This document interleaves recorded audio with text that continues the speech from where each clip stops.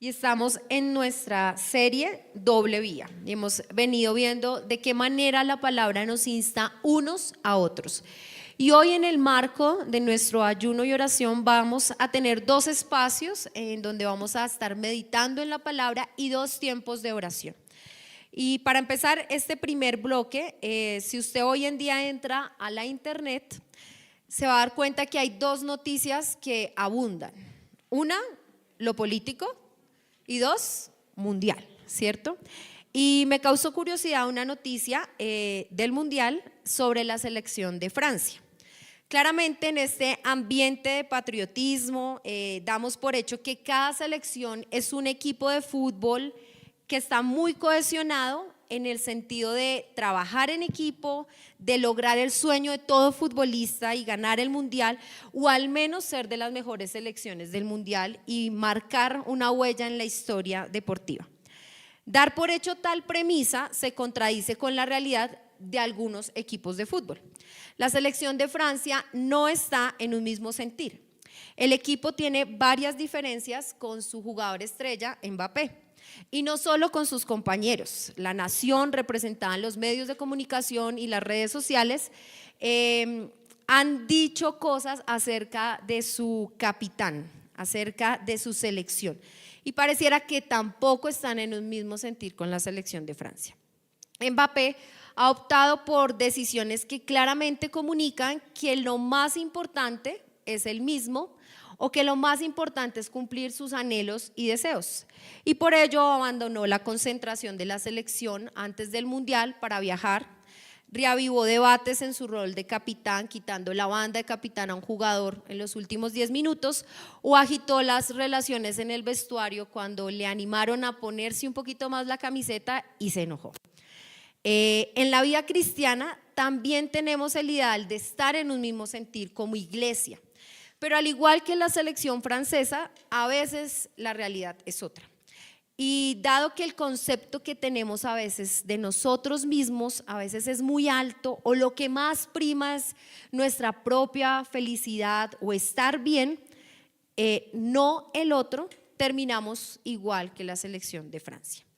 Con eso en mente, deseo que nos acerquemos al texto bíblico y quiero animarles a que se coloquen de pie y podamos ir a la carta de Romanos en el capítulo 15 y podamos leerla del versículo 1 al versículo 5. Si usted no tiene Biblia, puede estar ahí cerca de algún hermano que tenga su Biblia, o en las pantallas también podemos tener el texto. Romanos 15 del 1 al 5. Así que nosotros, los que somos fuertes, debemos sobrellevar las flaquezas de los débiles y no agradarnos a nosotros mismos. Cada uno de nosotros agrade a su prójimo en lo que es bueno para su edificación. Pues si aún Cristo se agradó a él mismo, antes bien, como está escrito, los insultos de los que te injuriaban cayeron sobre mí, porque todo lo que fue escrito en tiempos pasados para nuestra enseñanza se escribió, a fin de que por medio de la paciencia y del consuelo de las Escrituras tengamos esperanza. Y que el Dios de la paciencia y del consuelo les conceda tener el mismo sentir los.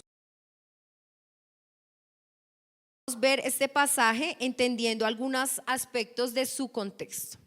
Este pasaje lo escribe Pablo a la iglesia de Roma, y esta es una iglesia que, a diferencia de pronto de nosotros que tenemos un templo, en ese momento esa iglesia se reunía en casas, y es una iglesia que tiene tanto judíos como gentiles, y esta carta tiene el propósito de fomentar la unidad entre esos creyentes, entre los judíos y los gentiles. Así que Pablo, en este texto de Romanos 15, está colocando en la mesa dos clases de creyentes. Quiero que usted vaya ahí al versículo 1 y trate de ver cuáles son las dos clases de creyentes. Los fuertes y los débiles. Pablo está colocando estas dos clases de creyentes, a los fuertes en la fe y a los débiles en la fe. Y uno podría preguntarse cómo se determina que una persona es fuerte en la fe o débil en la fe. Y de alguna manera uno podía empezar a sacar algunas premisas, ¿no? Porque ora o porque se congrega o porque vive su fe con sus hermanos. Pero Pablo está apuntando a algo que viene hablando en el capítulo 14. ¿Qué es la referencia que él hace a los fuertes y los débiles en la fe? Él está diciendo que los fuertes en la fe están libres de la ley ceremonial y los débiles en la fe son aquellos que todavía se arraigan a las leyes ceremoniales. Para entender un poquito eso, uno va al capítulo 14 y se da cuenta que los judíos se están arraigando a las leyes ceremoniales. ¿Cuáles eran las leyes ceremoniales que se mencionan en el capítulo 14? La comida, la purificación y la santificación del día sábado. Así que los débiles en la fe veían esas leyes ceremoniales como algo que debían cumplir para ganar el favor de Dios. Por el contrario, Pablo mismo se categoriza en la yo soy fuerte, porque yo no me estoy arraigando a esas leyes para ganar el favor de Dios, porque la gracia de Dios es algo que Él me ha dado en lo que yo no debo hacer nada para ganar ese favor. Así que Él está diciendo, los que son débiles son aquellos que no confían únicamente en Dios, sino que además necesitan algo más, necesitan algo que les ayude a sentir que realmente están ganando el favor de Dios. Y es curioso que claramente si hay estos dos escenarios, ¿quiénes estarían como débiles? Los judíos. ¿Y quiénes estarían como fuertes? Los gentiles. Y para un escenario, tratemos de ponernos en los zapatos de ese momento, es chocante que Pablo esté diciendo los que están fuertes en la fe son ¿quiénes? Los gentiles, no aquellos que han venido caminando en las leyes, no aquellos que han venido con su historia de fe, que son los judíos. Así que Pablo está diciendo esto y la fe en Dios y el Señor Jesucristo pareciera que no es suficiente, porque para ganarla debemos hacer algunas cosas. Si colocáramos este escenario hoy en medio nuestro, ¿aplicaría? Los creyentes débiles en la fe serían aquellos que no confían plenamente en Dios y consideran que deben hacer cosas en sus fuerzas, con sus acciones para ganar el favor de Dios.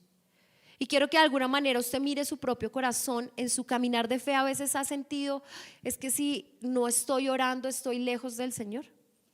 Es que si no he leído la palabra, Dios hizo que hoy me fuera mal. Es que si no he tomado un tiempo para meditar en ella, Dios se ha alejado de mí. Y pareciera que nos estamos esforzando y peleando por hacer cosas para ganar el favor de Dios, para sentirnos más santos, para sentirnos más correctos, para sentirnos más espirituales, para vernos más devotos, porque cumplimos lo que la Biblia dice y por ende ganamos el favor de Dios. Eso quiere decir que todos, y me incluyo, en algún momento hemos luchado con esa realidad y nos enfrentamos a la debilidad de nuestra fe, de sentir que debemos hacer algo para ganar el favor de Dios. Así que en ese escenario Pablo escribe colocando estos dos auditorios, pero esta porción no está dirigida a los débiles, esta porción está dirigida a los fuertes. Aunque Pablo dice hay dos escenarios y le invita a su auditorio a reconocer si es débil o fuerte, después dice esto que voy a decir es para que lo tengan en cuenta los que son fuertes en la fe, los que han entendido la gracia y están caminando en la gracia de Dios. ¿Y qué es lo que le dice Pablo a este auditorio fuerte? Les recuerda tres cosas que deben ser parte de su conducta como hijos de Dios para estar en un mismo sentir. Hay tres cosas y la primera es sobrellevar, en el versículo 1, sobrellevar las flaquezas ¿de quién? De los débiles. Así que Pablo lo primero que está diciendo es para estar en un mismo sentir, los fuertes deben sobrellevar las flaquezas de los débiles. ¿Cuál es la flaqueza del débil? Entender la gracia de Dios, vivir en la gracia de Dios, disfrutar el favor de Dios sin procurar hacer muchas cosas para ganarlo.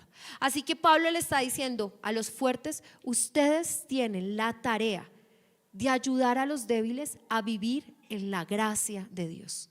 Y sobrellevar, eso es ponerse uno también esa carga como propia, sin juzgar, sin determinar, a este le falta, no ha entendido la palabra, sino en tomar eso como propio y ayudarle en ese caminar para que pueda vivir en la gracia. La segunda cosa que dice es, y no agradarnos a nosotros mismos. Pablo le está diciendo a los fuertes, ustedes no solamente deben sobrellevar la flaqueza del débil, sino ustedes también deben entender que la prioridad no son ustedes, sino es satisfacer la necesidad de otro. Aquellos que están siendo fuertes en su fe, les está diciendo, el ombligo del mundo no es usted, es su prójimo. Usted no debe velar por agradarse a sí mismo. Y va la tercera. Cada uno de nosotros agrade ¿a quién? A su prójimo. Por ende, sobrelleve las flaquezas de los débiles, no se agrade a sí mismo, sino agrade al prójimo. Procure un bien mayor y es el otro. Y en el marco de ser de un mismo sentir, a veces cuando leemos esa frase un mismo sentir pareciera que todos pensamos igual, que todos estemos como en la misma dirección, pero lo que Pablo está apuntando es para estar en un mismo sentir debemos vivir el evangelio, y el evangelio es amar a Dios y amar a mi prójimo como a mí mismo. Y el llamado que está haciendo Pablo a la iglesia de Roma para que estén en un mismo sentir es que entiendan que deben sobrellevar las cargas de los débiles, que no deben buscarse agradarse a sí mismos, sino que deben agradar a su prójimo. Esta invitación la podemos ver encarnada a la luz de un modelo. Si ustedes notan, desde el versículo 3 hasta el versículo 4 están haciendo una descripción ¿de quién? De Cristo. Hay una descripción de Cristo. Así que Pablo dice, para entender cómo vivir esto, debemos ver nuestro modelo. ¿Y cuál es nuestro modelo? Cristo. Cristo encarnó estas tres invitaciones. Cristo sobrellevó la flaqueza de los débiles. Llevó en la cruz todo el sistema de la ley ceremonial para hacerse el cordero por nosotros. No buscó agradarse a sí mismo. Recuerdan las palabras de Jesús, pasa de mí esta copa. Y lo que buscó en la cruz fue agradar ¿a quién? A los pecadores, dándoles salvación. Así que Cristo encarna estas tres invitaciones y las hace en el escenario más duro, la cruz. Pablo nos está recordando, si Cristo pudo sobrellevar esto en el escenario más difícil, cuanto más nosotros en el escenario que nos vemos los domingos y nos saludamos y nos damos un abrazo y no estamos viviendo el sufrimiento en toda su cabalidad, y podemos vivir el sobrellevar las cargas, el no agradarnos y agradar a nuestro prójimo. Esta invitación de vivir las relaciones entre hermanos en Cristo concluye con una súplica que es una profunda exhortación que hace Pablo. Él cierra el tema de la relación entre los fuertes y los débiles y señala a Dios Padre como la fuente de la paciencia y la consolación. ¿Por qué Pablo cita estos dos atributos de Dios para cerrar un pasaje en donde nos está instando a estar en un mismo sentir? Realmente estar en un mismo sentir, sobrellevando las flaquezas, no agradándonos y agradando al prójimo, no es fácil. Y Pablo pone dos atributos del Señor: la paciencia y el consuelo. La paciencia para lidiar cuando uno puede hacerlo y no tiene la misma respuesta. Cuando sobrellevamos y estamos orando por alguien y la otra persona dice, no, es que ese hermano todo el tiempo me mira mal, y uno como... Cuando nos negamos de pronto a nosotros, los siervos, por ejemplo, que se niegan en muchas cosas para servir a otros y de pronto no les contestan. No es fácil. No es fácil ser una iglesia en un mismo sentir. Pero Dios está diciendo, mírenme a mí como la fuente de la paciencia y también de la consolación. El objetivo de un mismo sentir solo puede alcanzarse mediante la paciencia y la consolación que Dios da. En otras cosas, a través de la escritura, como lo cita ahí en el versículo 4, pero Pablo resalta estas dos. No se llega a un mismo sentir por el hecho de que todos piensen de la misma manera, sino que llegamos a estar en un mismo sentir siguiendo el ejemplo de Cristo, renunciando a nuestros derechos y libertades y teniendo una conciencia diferente de nuestros compañeros de fe.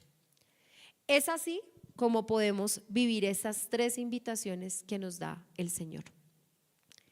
Deseo que ahora podamos orar este texto en lo que el Señor nos ha hablado.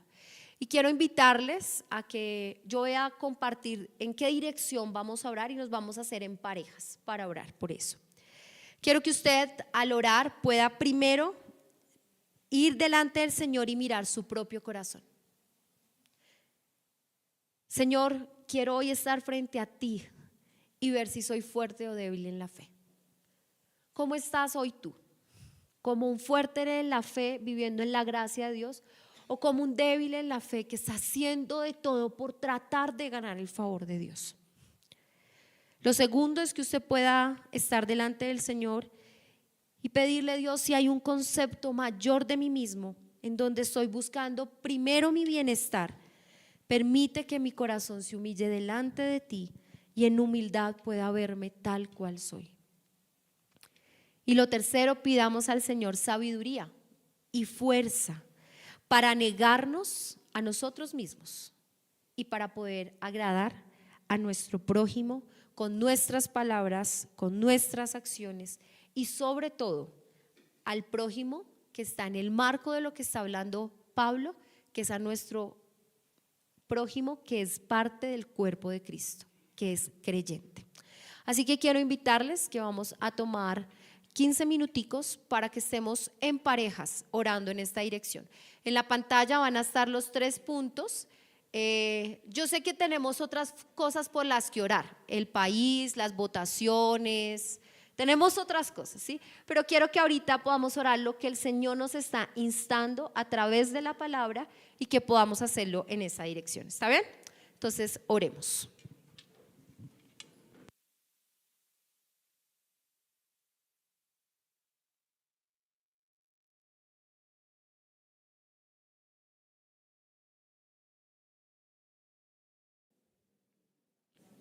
Señor, hoy te damos gracias.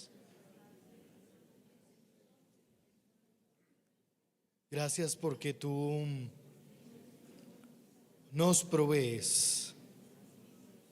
Gracias porque tú, Señor, nos invitas y nos equipas, otorgándonos la paciencia que viene de la palabra, el consuelo que viene de tu palabra.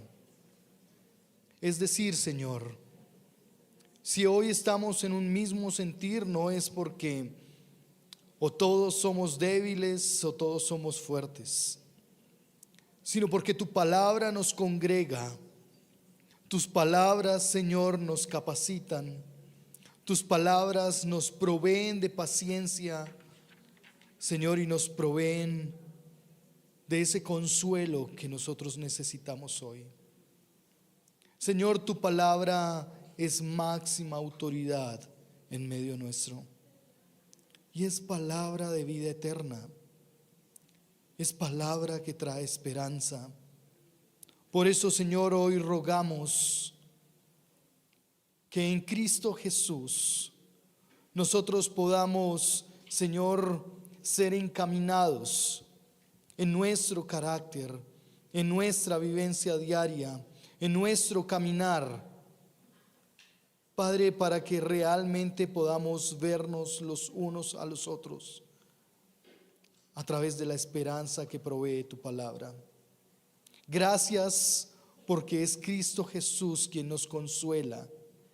Gracias porque es Cristo Jesús quien nos permite vivir bajo un mismo sentir. Señor, y cuando pensamos en las implicaciones que tienen vivir bajo un mismo sentir, guiados por tu palabra, entonces entendemos que caminar bajo un mismo sentir tiene que ver con negarnos a nosotros mismos. Señor, con no tener un mayor concepto de nosotros que el que deberíamos tener. Tiene que ver, Señor, con darnos en amor por otros, siguiendo así tu modelo santo. Señor, no es fácil hacerlo, pero tú tampoco dijiste que sería fácil. Por eso hoy queremos, Señor, que aun cuando cuesta, aun cuando duele, aun cuando es difícil, aun cuando, Señor, no es atractivo y popular, podamos, Señor, caminar bajo el modelo de Cristo Jesús, bajo el llamado de tu palabra.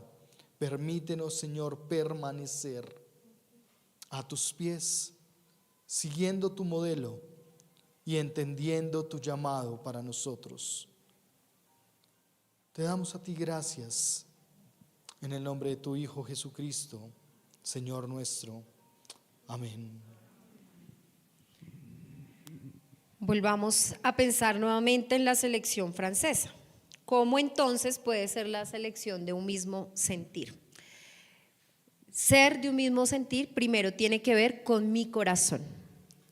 Parte de lo que estábamos haciendo ahora era examinar nuestro propio corazón delante del Señor.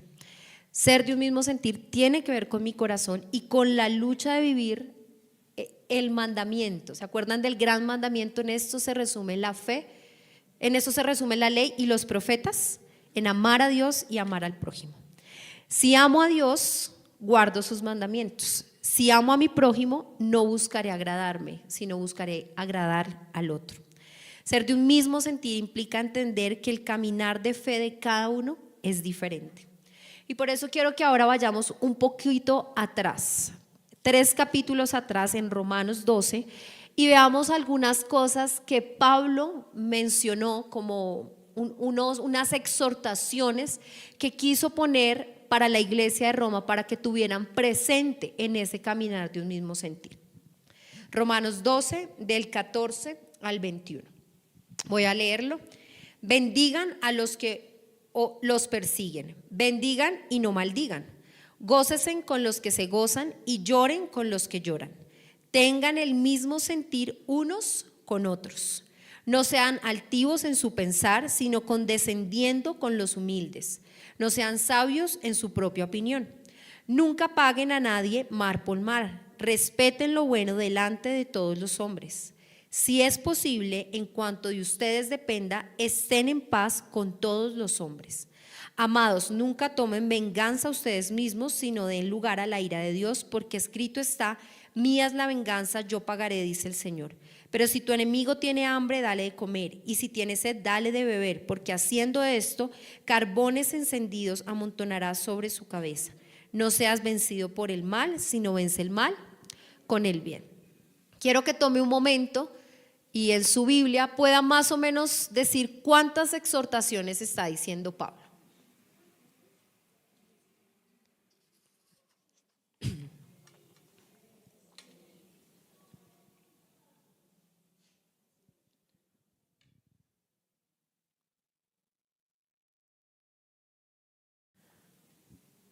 Más o menos, ¿cuántas exhortaciones usted ve en el pasaje? Muchas, sí, yo sí. Sí, podemos poner la siguiente. Más o menos hay 12 exhortaciones. Bendecir a los que os persiguen, bendigan y no maldigan, gócesen con los que se gozan, lloren con los que lloran, no sean altivos en su pensar, no sean sabios en su propia opinión, nunca paguen mal por mal, respeten lo bueno, hagan lo posible para estar en paz con otros, no tomen venganza, no sean vencidos por el mal, venzan el bien con el mal. Hay 12 exhortaciones que Pablo está haciendo. Y para podernos acercar, digamos, a verlas de una manera más minuciosa, quiero dividirlas en 2 grupos. Si usted se da cuenta, hay unas exhortaciones que Pablo pone de manera positiva, por así decirlo, de lo que deben hacer, y hay unas que Pablo está diciendo no deben hacer. Entonces quiero que veamos ese cuadro de las dos, cómo es la diferencia. En cosas que debemos hacer, si podemos poner la siguiente, cosas que debemos hacer. Hay 6 exhortaciones que Pablo está diciendo de cosas que debemos hacer. La primera es bendecid a los que los persiguen, y ahí pegamos, bendigan y no maldigan, que está en el versículo 14. Esa es la primera exhortación que Pablo está diciendo de lo que deben hacer. Cuando nosotros vamos al texto original, la palabra bendecir que usa Pablo en el texto está haciendo referencia a hablar bien, alabar, dar un cumplido o tener una acción buena con otra persona. Así que Pablo está diciendo, ustedes deben hablar bien de los que los persiguen. Ustedes deben tener acciones buenas con los que les hacen daño. Ustedes deben procurar lo bueno, es lo contrario a no maldigan, sobre aquellos que les causan dolor. Quiero que usted se trate de poner en su propia realidad de vida hoy. No conozco sus contextos, sus necesidades, pero todos tenemos a alguien cercano que nos saca canas, ¿cierto? Que a veces es difícil.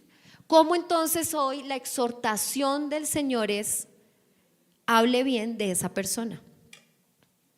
Haga un cumplido al menos de esa persona. Haga una acción buena sobre esa persona que para usted está siendo difícil. Cuando Pablo cita estas palabras, está evocando lo que Jesús había dicho en Mateo 5:44 y Lucas 6:27-28, donde Jesús insta a amar a vuestros enemigos, orar por los que nos persiguen, no maldigan ni calumnian y hagan el bien con los que les odian. En este momento donde hay tantas diferencias, aún el Señor nos está llamando a bendecir a otros, hablar bien de otros, hacer acciones buenas con otros. ¿Y qué mayor ejemplo que Dios mismo en la cruz, no diciendo nada contra todos aquellos que le estaban causando daño? La segunda que vemos es: gócesen con los que se gozan y lloren con los que lloran. Versículo 15. En medio de la realidad de lo cotidiano, en medio del dolor, de la injusticia, de la carga, la unidad dentro del cuerpo de Cristo es un espacio donde compartimos nuestras tristezas y nuestras alegrías.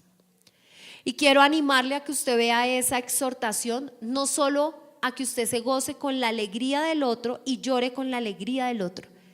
Para poder hacer eso, usted primero tiene que expresarlo. Y a veces nosotros queremos escuchar cómo están los demás, pero no queremos decir cómo estamos nosotros. Si yo quiero vivir esa verdad, yo también debo ser vulnerable para hoy decir: yo estoy mal, yo estoy triste o yo estoy feliz por esto, porque en ello mi hermano puede vivir el gozarse con mi alegría o llorar con mi tristeza. No solamente debemos estar para los demás, también debemos ser vulnerables para que otros puedan alegrarse con nosotros, pero también llorar con nosotros.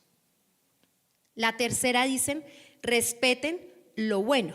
Algunas traducciones cambian el respete del versículo 17 por procuren lo bueno.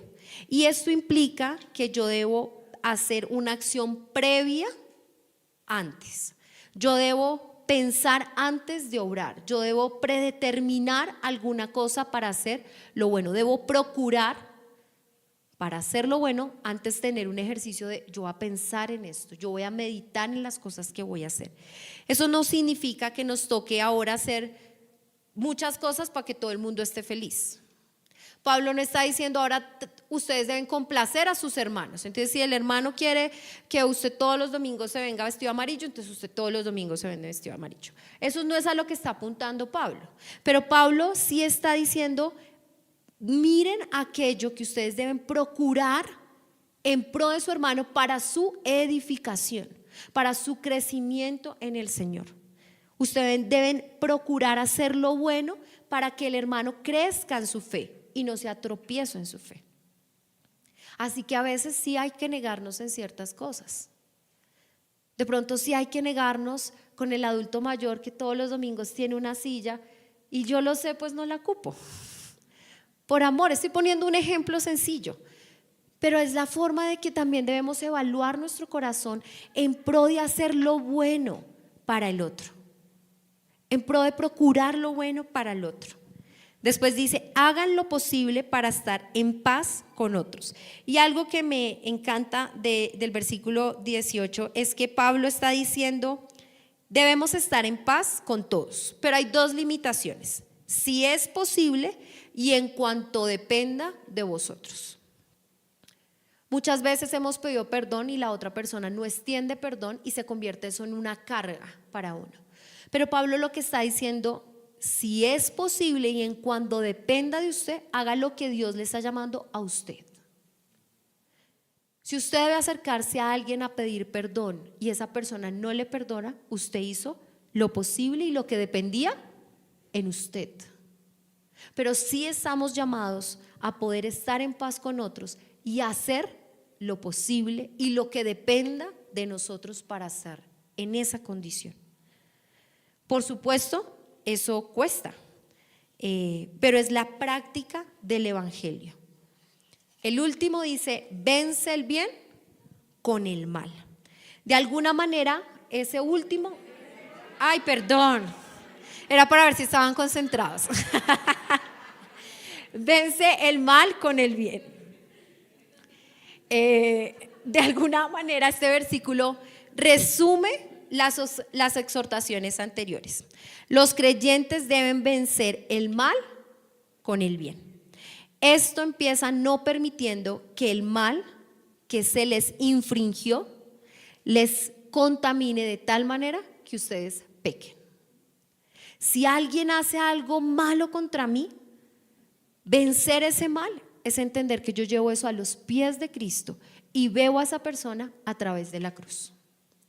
Así que Pablo está concluyendo, podemos hacerlo a través de la obra de Cristo. Ahora quiero que miremos los no. ¿Cuáles no pone Pablo? No sean altivos en su pensar, no sean sabios en su propia opinión. El versículo 16 dice, ustedes no sean, en otras traducciones dice, no sean ambiciosos, sino aspiren a las cosas sencillas.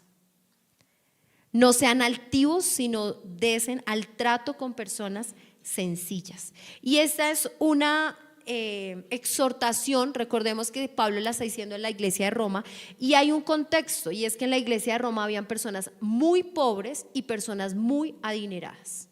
Y él está diciendo, aún esta diferencia social no nos puede separar.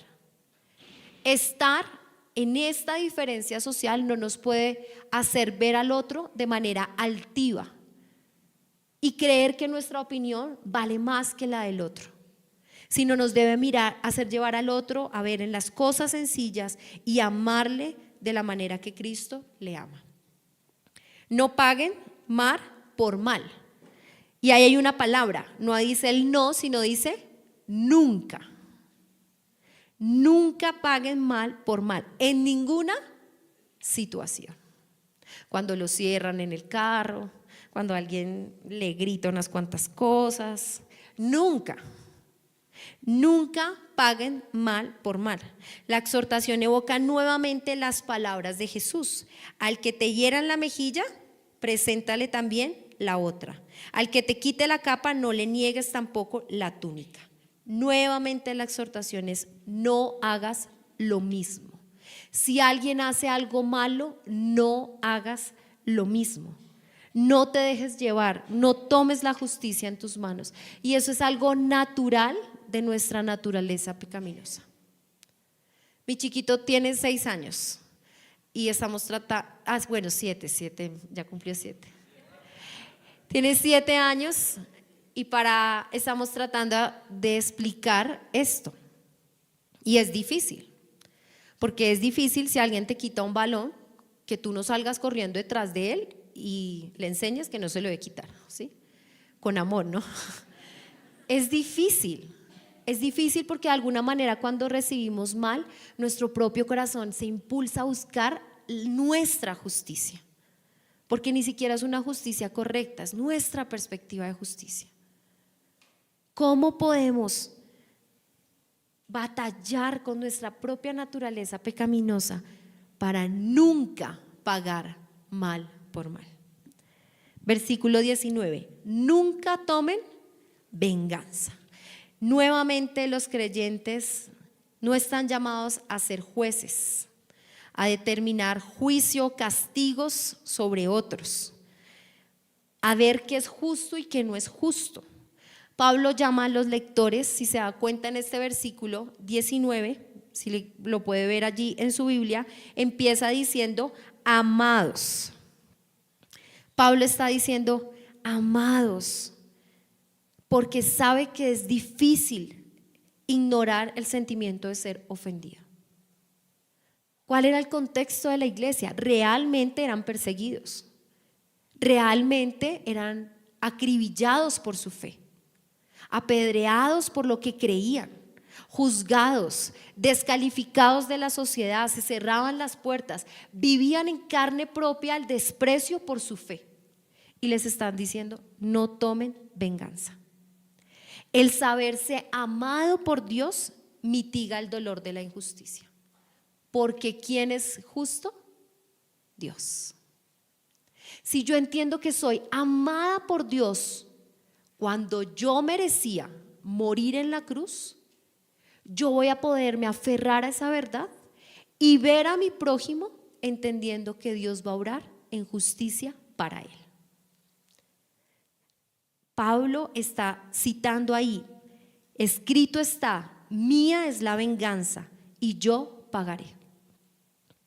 Del Señor es su justicia, sea que la vivamos aquí o sea que sea en el juicio final.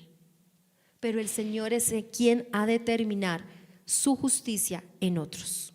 Los creyentes deben confiar sus pleitos a Dios, que Él juzgará justamente a los demás. Y por último dice, no seas vencido por el mal, versículo 21. Si por la injusticia que sufrieron los creyentes fueron llevados a hacer algo malo, fueron vencidos.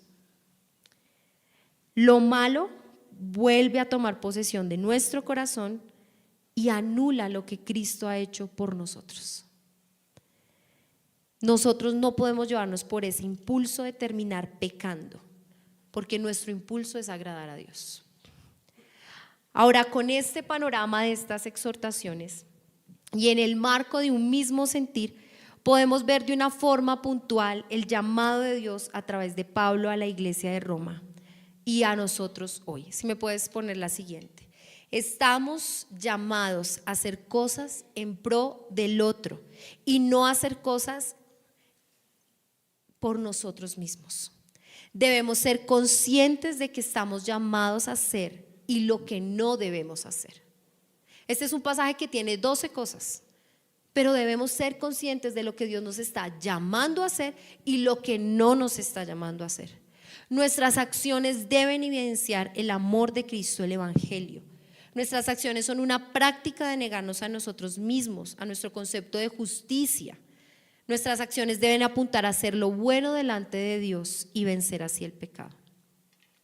Si la selección francesa estuviera en un mismo sentir, estarían amándose en unos a otros como Cristo les ama, aunque esto implicara autosacrificio y negación.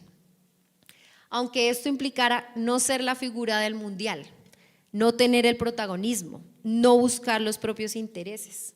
Aunque eso implicara que para el mundo es derrota, porque no buscó su propia felicidad, pero estarían batallando el vencer el mal con el bien.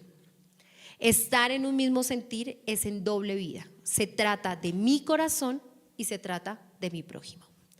Es en doble vía porque si yo camino a estar en un mismo sentir y tú haces lo mismo, como iglesia vamos a estar en unidad.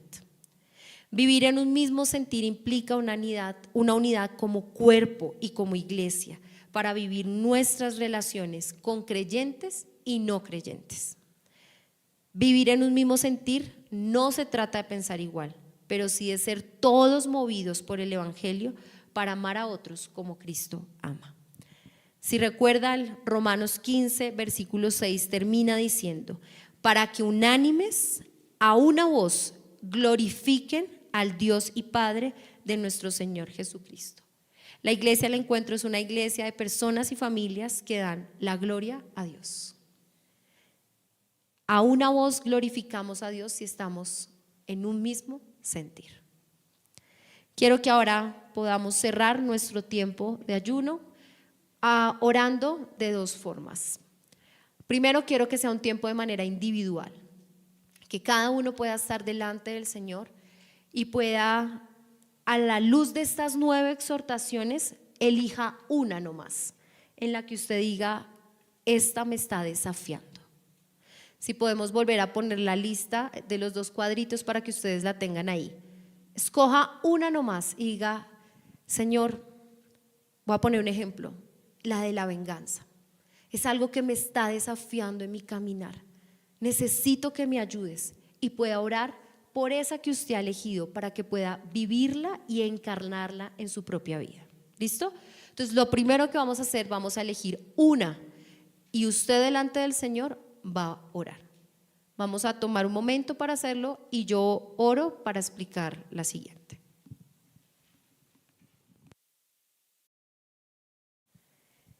Señor, hoy nos presentamos delante de ti y desnudamos nuestro corazón frente a aquel que lo conoce, frente a aquel que escudriña lo más profundo de nosotros. Señor, y frente a estas exhortaciones que tú hoy nos colocas a través de tu palabra, Señor, hemos elegido una, aquella con la que estamos batallando, aquella que ha sido difícil encarnar en nuestras relaciones con otros, aquella que refleja nuestra naturaleza pecaminosa. Señor, te pedimos perdón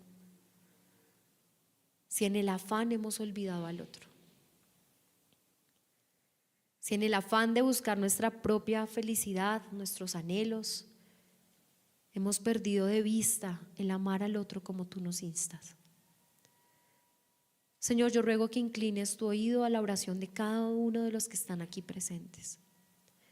Señor, que tú les capacites y les ayudes, que les equipes a fin de hacer parte de su vida esta exhortación.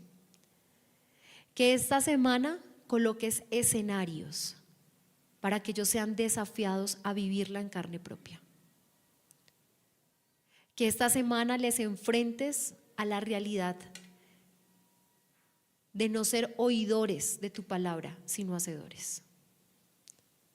Que en los escenarios que nos coloques nos permitas recordar la exhortación que nos haces de vivir el Evangelio con otros.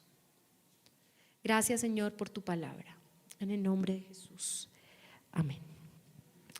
Y ahora quiero animarles que podamos hacer grupos pequeños, ya no de 2, sino más grandecitos, para que podamos orar pidiendo a Dios que como iglesia podamos estar en un mismo sentir, que nos permita vivir nuestras relaciones con los creyentes y los no creyentes de la manera que Él nos demanda, con amor y autosacrificio. Así que les animo a poder cerrar nuestro tiempo de ayuno en grupos pequeños orando en esta dirección. Señor, hoy damos gracias por tu palabra. Y damos gracias porque tu palabra es realmente necesaria para nosotros hoy. Gracias porque nos animas con estas 9 exhortaciones, con estas 9 llamados a animarnos.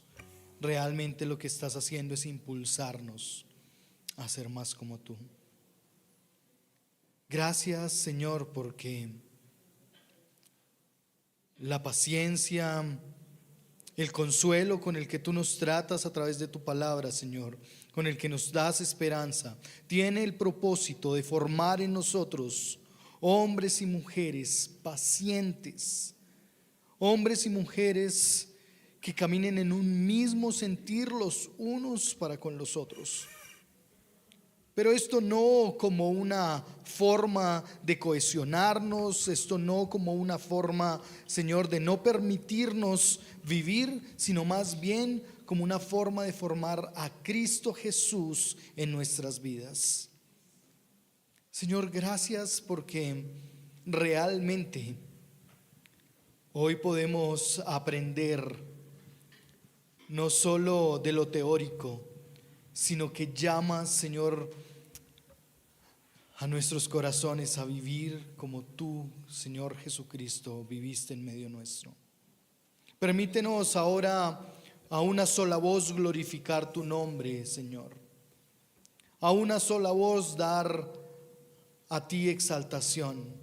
Permite, Señor, que luchemos con nuestros pensamientos. Yo, Señor, confieso que yo mismo he sido tentado en las circunstancias que hemos vivido, Señor, en medio nuestro como fundación. He sido tentado, Señor, a manejar las cosas fuera de tu palabra. Pero gracias porque tú, Señor, alumbras mi entendimiento, nuestro entendimiento con tu palabra. Gracias porque aún el mal que hemos recibido, Señor, podemos responderlo con bien. Porque aún, Señor, todo lo malo que hemos recibido, todos los señalamientos, todos los insultos aún, Señor, podemos responderlos sabiendo que tú eres juez justo. Hoy, Señor, damos gracias porque tú eres quien nos anima, Señor, a vivir dándote gloria a ti y a tomar estas vivencias como un instrumento, Señor, en tus manos con los que tú formas más nuestra vida al carácter mismo de Cristo Jesús.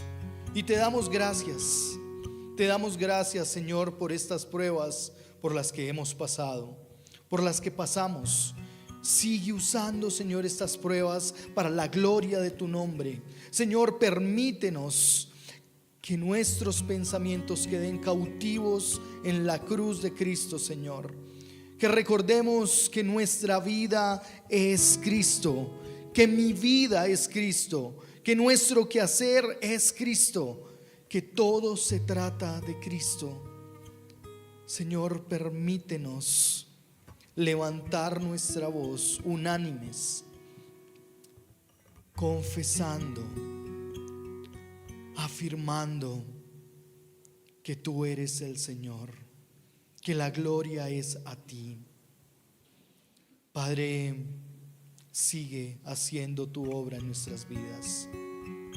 Permítenos luchar, Señor, con esos pensamientos que no vienen de ti, que son producto de nuestra naturaleza.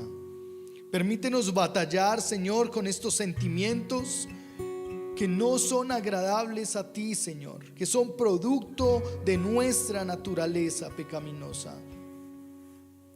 Permítenos, Señor, soltarnos en Cristo, soltarnos en tu presencia y allí, Señor, ver la esperanza que tenemos en Cristo Jesús a través de tu palabra.